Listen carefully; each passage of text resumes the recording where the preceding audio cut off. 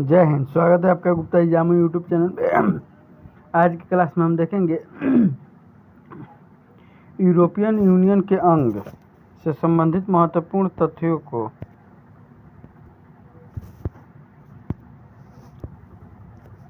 यूरोपीय संसद, यूरोपीय आयोग, यूरोपीय मंत्रिपरिषद, यूरोपीय परिषद, यूरोपीय न्यायालय, यूरोपीय सेंट्रल बैंक। यूरोपीय संसद यूरोपियन यूनियन की अपनी एक संसद है जिसके पास 751 सदस्य। संसद के इन सदस्यों का चुनाव यूरोपीय नागरिकों द्वारा प्रत्यक्ष निर्वाचन द्वारा किया जाता है। प्रत्येक देश से उनकी जनसंख्या के आधार पर ही सदस्यों का निर्वाचन किया जाता है। अर्थात जर्मनी के सबसे अधिक प्रतिनिधि यूरोपियन यूनियन के सदस्य। यूरोपियन संसद का अध्यक्ष और उपाध्यक्ष का चुनाव प्रत्येक 2.5 वर्ष के बाद संसद के सदस्य करते हैं। यूरोपियन संसद और यूरोपीय परिषद मिलकर कानून का निर्माण करते हैं। यूरोपीय आयोग इसकी सदस्य संख्या 28 है तथा ब्रिटेन के यूनियन से बाहर हो जाने के बाद यह केवल 27 ही रह गई है। यह यूनियन की नौकरशाही संस्था है। इसका एक अध्यक्ष होता है जिसे यूरोपीय परिषद द्वारा मनोनीत किया जाता है तथा इसका कार्य यूनियन में निर्मित विधियों का प्रारूप तैयार करना है। यूरोपीय मंत्रिपरिषद, इसका एक अध्यक्ष होता है तथा सदस्य देशों से एक मंत्री शामिल होता है। यह यूनियन की प्रमुख निर्णय लेने वाली संस्था है। परिषद की बैठक प्रत्येक वर्ष में 4 बार होती है। यूँ उसकी अध्यक्षता उस वर्ष के अध्यक्ष राष्ट्र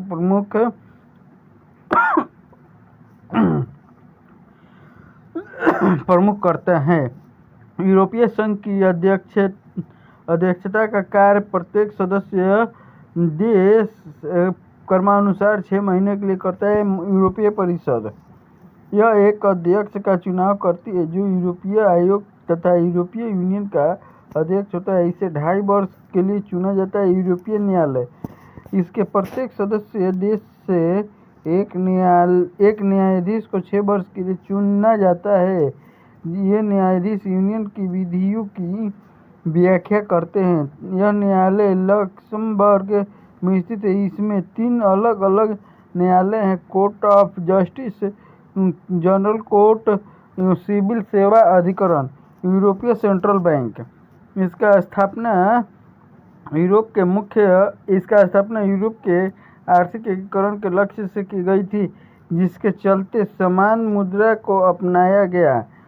इसका मुख्य लक्ष्य मुद्रास्फीति को नियंत्रण में रखना है।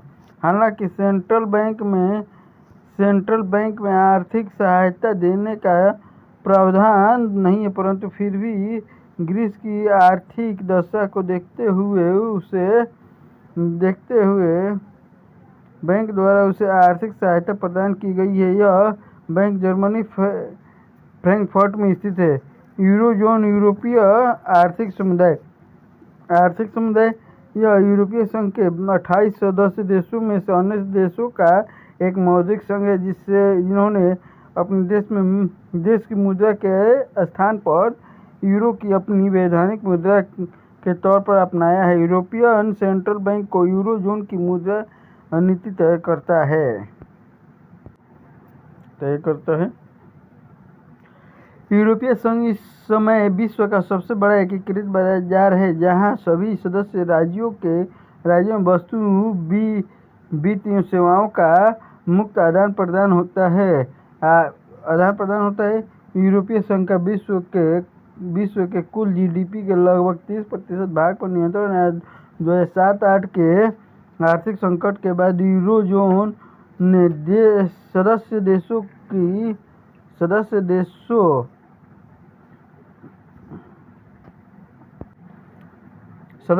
की अर्थव्यवस्था में सुधार के लिए उन्हें आपातकालीन ऋण उपलब्ध कराने के लिए कुछ प्रावधान किया है, जिनमें बेल आउट पैकेज प्रमुख है।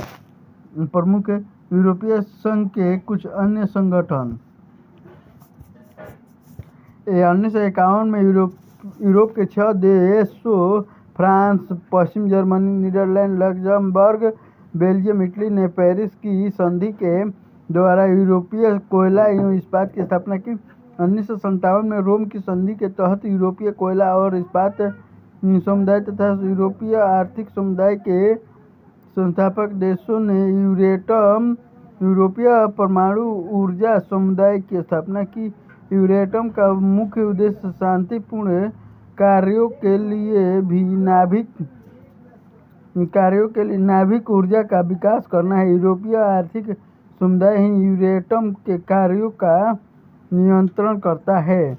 यूरोपीय मुक्त व्यापार संघ 1960 ईस्वी में ब्रिटिश पहल पर Britain, Austria, Denmark, Norway, Switzerland, पुर्तगाल और स्वीडन ने स्टॉकहोम समझौता किया। इस संघ का मुख्यालय जिनेवा में है। इस संघ के निम्न उद्देश्य हैं: